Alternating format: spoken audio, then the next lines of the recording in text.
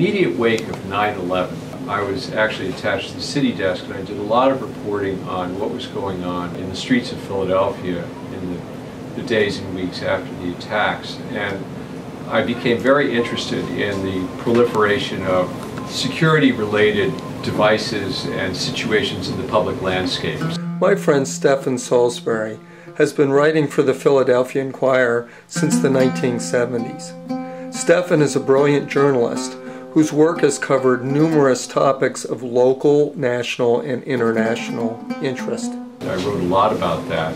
You may recall there were big controversies over the closing Chestnut Street in front of Independence Hall. There was a big controversy over Independence Park plans to run a security fence through Independence Square, carving it up for the first time in its 250-year history. He is now the senior cultural writer for the Inquirer, and I truly believe if it weren't for his crusading reporting, some of Philadelphia's greatest cultural landmarks would have been sold and spirited away from the city. Both Aiken's masterpiece, The Gross Clinic, and the Maxfield Parish Dream Garden mural might well have vanished if it weren't for Stephan's dogged efforts. If there has been one overriding theme in his work, it is this: he hates it when the little guy gets pushed around by powerful interests. As I was doing this kind of reporting in very public places that were centrally located in Philadelphia, I began to wonder a lot about what was happening in less public places to human beings. And he has written a book called Mohameds Ghosts, which tells the story of how American Muslims are being systematically bullied and mistreated in post-9/11 America. I knew next to nothing about the book when I wandered into a book signing event last week at Robin's Bookstore in Center City. Is that some kind of famous writer? Oh, that's Stephan Salisbury. No way. Yes, it is. Have you ever heard of him? Yeah, he's really a big deal. So you're related to him, aren't you? How's it going? Oh God, it's going well. And there's nothing like physics at Vassar, I understand. I don't want to talk about it. I don't want to talk about physics. Well, I'm here at Robin's Bookstore, where my friend Stephan is going to be giving a reading of his book.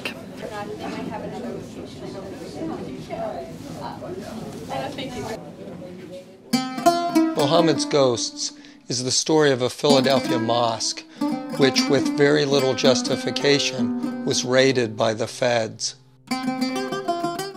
The Inquirer, the New York Times, Washington Post would be filled with stories about raids, people being detained by immigration authorities, and there would be very little follow-up reporting on those situations. And I really began to wonder, so I started going around to various mosques in the city and talking to people, and I heard a lot of hair-raising stories, and many people said, well, you ought to go up to that mosque near Bridesburg. There was a big raid there. And so I finally did go up to the Ansarallah Islamic Society in the summer of 2005. Indeed, there had been a massive raid of the mosque and the home of the imam in May of 2004. The imam was arrested. 100 federal and local law enforcement agents, IRS immigration agents, ransacked the mosque, ransacked his house. He was arrested in front of his daughter's school. She was a 7th grader. As she was being dropped off 8 o'clock in the morning, there was chaos in the streets. People were running into the school. They didn't know what was happening. He was hustled away immediately, never returned home, eventually was deported from this country.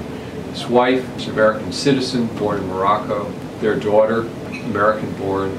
Her daughter, his stepdaughter, also American-born, were left to fend for themselves to try to run the mosque. The imam, whose name was Mohamed was not the first person to be interrogated and detained at this mosque. Several others had been interrogated largely by immigration authorities. Some had been detained and deported. People were shocked by the imam's arrest. He was never charged with any criminal activity, certainly no terrorist activity. He was eventually deported for a visa violation. Stephan explained that the government used a network of informants in order to get away with its oppression of these Muslim communities. It became very clear in the wake of his arrest that the mosque was infested with informers. passing information back to immigration authorities, to FBI agents, who would then take that information and move against the people that were named. The way informants work is they gather names and agents then can act. So people began to be arrested. There were over a dozen people who were arrested. No one was ever charged with any criminal acts. People were hauled in and questioned just for attending this mosque. You might not be surprised that because of this it became seen as a very tainted place. And so the congregation, which had been this very lively congregation, small but lively, about 200 people, by the time I was coming around a year after his final arrest, had dwindled to about a dozen on a good day, and then the mosque closed. As I say, the imam was deported, his family was broken, his wife followed him to Egypt, her daughter refused to leave the United States. It was a personal disaster. The second person who took over leading prayer at Ansarallah was also arrested and deported, never allowed to return home. His wife and 2 children were separated from him. They were broken financially. Time and time again, this is what's happened in Islamic communities all over this country. While I focus on Philadelphia and this particular mosque in this book, I make sure at every point that people see the context in which these things are happening. The Ansarallah Islamic Society really becomes a metaphor for what it's like to have been a Muslim in America over the last 8 or 9 years. Stephan's book is more than just an analysis of a particular episode in American history.